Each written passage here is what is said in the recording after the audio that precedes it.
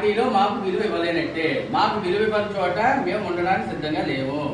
ఎక్కడ విలువ ఉంటే అక్కడికి వెళ్ళి మేము ప్రజాపాలన కొనసాగిస్తాం. అది ఎన్డీఏ కూటమిలో ఎక్కడికి వెళ్తాం అన్నది మాకు కూడా మేము ఆలోచించుకొని ఓ 4-5 రోజుల్లో డిసైడ్ చేస్తాం. ఎందుకంటే మిత్రపక్షాలు ఉన్నాయి కదా, మాకు టీడీపీ బీజేపీ ఉన్నాయి. మిత్రపక్షాల వరకు మేము వెళ్తాం తప్పించి అక్కడికి మించి మేమేమి వెళ్దాం. ఒకటి ఇన్ఛార్జిని మార్చితేనే మాకు విలువ ఉన్నట్టు, లేకపోతే మీ పార్టీలు విలువ లేనట్టే. రూపాయి ఖర్చు పెట్టినా కూడా వ్యర్థం అయిపోయినట్టే. ఇన్ఛార్జ్ ఎందుకు మార్చలే? ఇన్ఛార్జ్ చేసే పని ఏంటండి ఇక్కడ?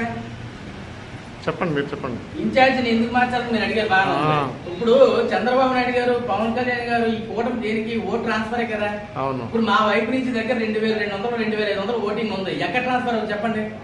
మేము ఎలా తిరుగుతాం చెప్పండి? ఇప్పుడు మాకు విలువ ఇవ్వట్లేదు. ఒక కట్అవుట్ లో ప్రోటోకాల్ ప్రకారం ఒక వాల్యూ లేదు.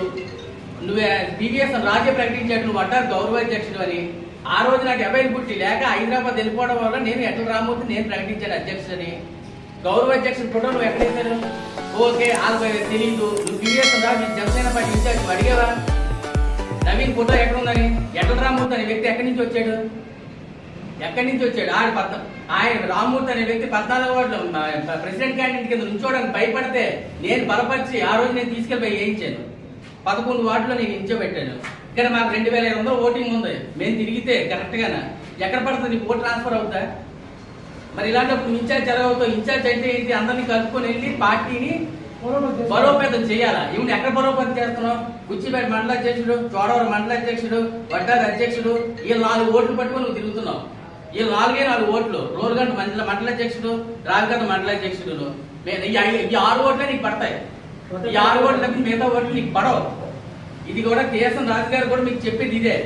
మీకు ఓట్ ట్రాన్స్ఫర్ అవ్వాలనుకుంటే మీరు ఏ విధంగా వెళ్ళాలనేది ఆలోచించుకొని కలుపుకొని వెళ్తే బాగుంటది. ఈ కమిటీలు వేసుకున్నా కూడా ఏం ప్రయోజనం లేదు.